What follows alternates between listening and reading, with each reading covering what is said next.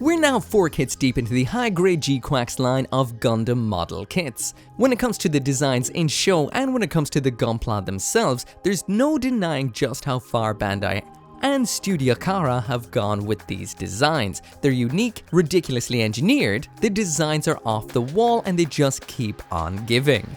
Now sadly I will mention the release I'm going to be taking a look at today, the high-grade Red Gundam, has dropped the ball ever so slightly. So far everything has been pretty much perfection, but this one does lack somewhat when it does come to the overall aesthetics and especially the color separation. This right here is what it looks like out of box. It's going to need a whole lot of extra work. And before I actually get into the build of this kit right here, I will mention, as usual, this video would not have been possible without those absolutely awesome people over at HobbyLink Japan. So if you want some model kits of your own, there's a link down there in the description. Now let's wind it back and check how this thing is put together. When it comes to recent Bandai kits, there's definitely a lot more to the end product to the actual plastic that goes into them. So I'm busting this box open. It isn't surprising to see that there isn't really all that much plastic in here. When it comes to regular runners, we've 8 of those, only 2 of which are actually quite large. We've got 3 medium-sized ones and 3 absolutely tiny ones. On top of that, we do have some interesting aspects, the beams. We do have some ball polycaps, which is unique for this line. And we do have the chain of the real grade ORIX 78 2.0's Gundam Hammer, which was a premium Bandai release. On top of that then we do have a whole lot of stickers. This isn't even it for this kit's lack of color accuracy, and we do have 2 choices of decal for the Xeon logo for on the shield.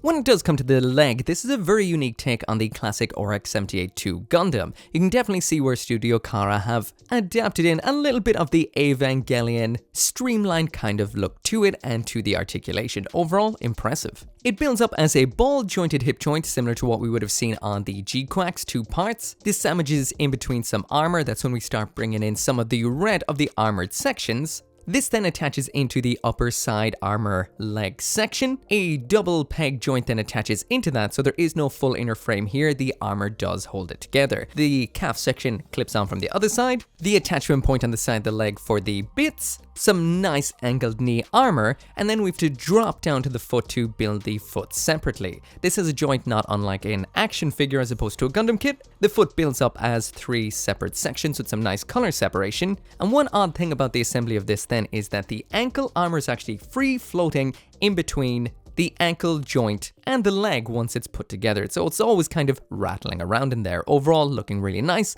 nice articulation and rock solid. Moving up to the waist unit, or should I say the Mecha underpants, this is super simple. It's just 5 pieces, 2 parts for the actual internal grey section, and then some red armor clips from the bottom, front and the back. Simple as that right there. Once again, the hip joints in here are ball joints, not usual for gunpla, but same as the GQuuuuuX, and that is what the legs look like attached, so we've got ourselves a full pair of Gundam trousers.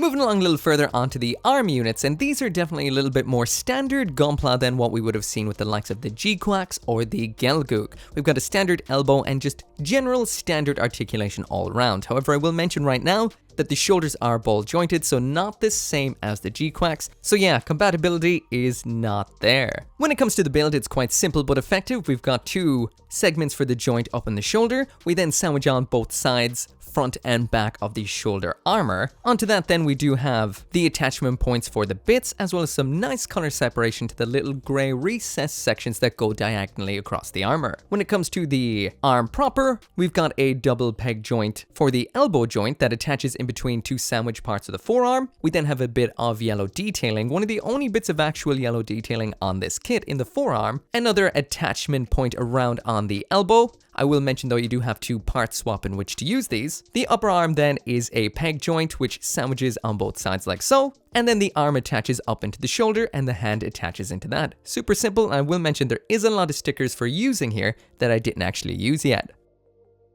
Moving up once again to the body unit, one of the most detailed aspects of this particular build. Once again, it has some throwback to the ORIX 78-2, but definitely a lot of streamlined Evangelion feel to its design here. First off, we start with a yellow piece for the neck joint, which is a cup and ball, which is unique without a doubt. It pins in between 2 sections of grey armor with a little bit of pivot to it. You throw down some red armor from the top clavicle zone, around and back, and then another piece that snaps up from the bottom. The great color separation continues. A bit of red cockpit hatch attaches on. The large structural dark armor onto the chest then. And one of the most interesting aspects about this build is we're actually using those ball polycaps in here. These actually attach onto the red sections that go on either side of the torso for the arms to attach into to give a little bit of articulation inside the torso. That is done on both sides. We move then down to the actual waist. This does build up in a bunch of different moving parts. 2 bits of armor attach onto one segment of the waist, and then we attach 2 parts downwards, being a red section followed by another cup and ball gray section. 2 pieces of red armor then attach onto the front abdominal section, and then you attach it all together. This is great for the most part, and the only real bit of missing color we have is inside of the vents in the chest, which should be in yellow, so I do recommend detailing that up as you build. Flip it around to the backpack, and the backpack on this kit is deceptively detailed. We've got a vent-looking section in pink that sandwiches between 2 of the darker grey sections, 2 ball-jointed attachment parts for the beam sabers attached into the sides. We've got thrusters that come in from below, color separating the grey into light grey and dark grey, 2 red sections that attach then into that, and finally the beam sabers pop up top, just like so. This attaches with the standard double peg joint, so unlike the GQuuuuuX, it is compatible with standard backpacks, or at least it looks like it is.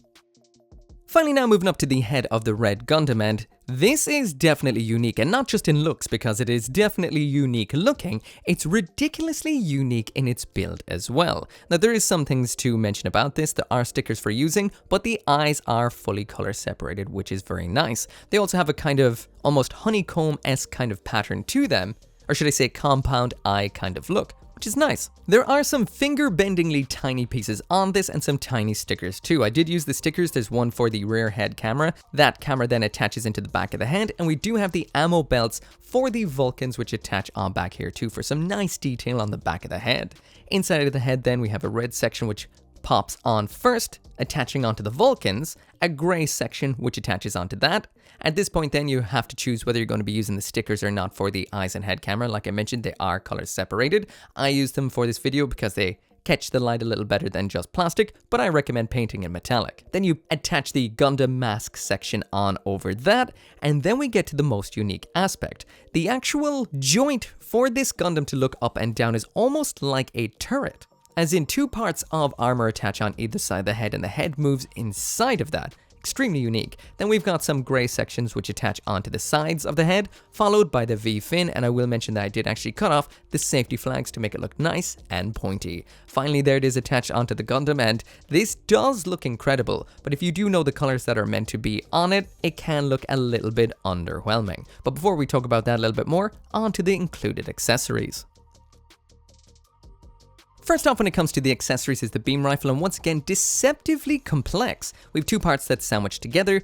This side actually attaches on either side with a nice pivoting motion. We've got the barrel, a lower section with a pivoting handle, and we do have a fully color separated upper sight section, which is always nice to see in the typical, or should I say atypical in this case, RX-78-2 rifle. Next up in here then is the shield, which is very nice too, consisting of 4 parts. You sandwich on a nice, almost structural section onto the back of it first, followed by the detail around front with the Federation Plus symbol popping in grey, followed by the outer grey armor itself. We do have multiple stickers in here for actually putting the darker grey for in the recesses, as well as 2 decals as well, but I might use those later. One extremely interesting addition to this kit is the Gundam hammer. Not the Gundam hammer per se, but the actual build of the Gundam hammer. What we get in here is this MS joint, as in this is from a real grade kit. The real grade kit in question is the sold separately weapons and accessories kit for using with the recent real grade RX-78-2 Gundam 2.0.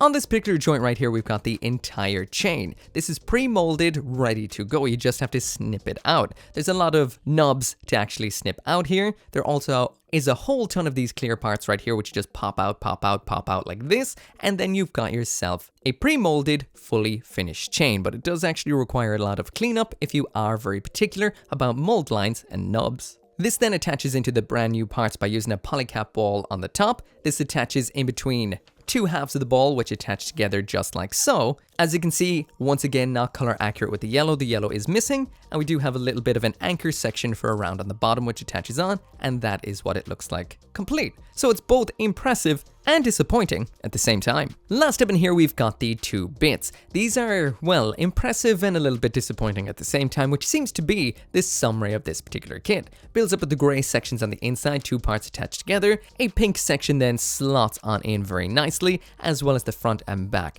There is some color separation here of the grey coming out through the pink, but we are missing a lot of yellow and a lot of grey in the pink parts too. We've got a barrel made out of two sections attaches into the front, fuel tanks around back, two pieces which attach together, a bit of a structure around front, and a vernier around back. Again, the vernier missing a lot of red. Overall, a very nice looking unit, but missing grey, yellow, and red as well. This is one you're definitely gonna have to detail up. So there we go, there is the high-grade Red Gundam from Gundam GQuuuuuX finally complete. Now overall, this is incredibly impressive structurally, but when it does come to the overall physical looks out of box, this is a little bit lacking compared to what we would have seen so far. The detail is a little bit lost in the pink, so I'm definitely going to have to panline all of that to bring it out, but there's so much yellow missing all over the place. In recent times, Bandai has been releasing kits that are almost perfect out of box, and it's usually just a little bit of details around back that's missing. This time around there is quite a bit, and it is, how to say, a little bit on the shocking side. The face looks a little bit detailless, and overall it just, compared to what we've seen so far, aesthetically a little bit of a lackluster build, but that is just when it comes to the looks. Physically this feels fantastic, it's rock solid, it's got great articulation all around. From that perspective, it is very impressive. Now, we'll mention I wasn't actually planning on splitting this video into two, a build and a review, but this is a kit I do want to give that extra little bit of time to, so I'm gonna paint up those details, and I'll be back soon with the full review. As always, thank you so much for watching. If you want one of your own, link is down there in the description, and as always, I will see you next time. As always, all these videos on here would not be possible without each and every one of you guys watching these videos, so thank you so much. And special thanks to those of you who are helping out over on the Patreon, as well as on the channel members, including Abraxas, Caleb Engelhart, Joe Org, 59061, Scotty Thomas, Simon, and Van Fawn.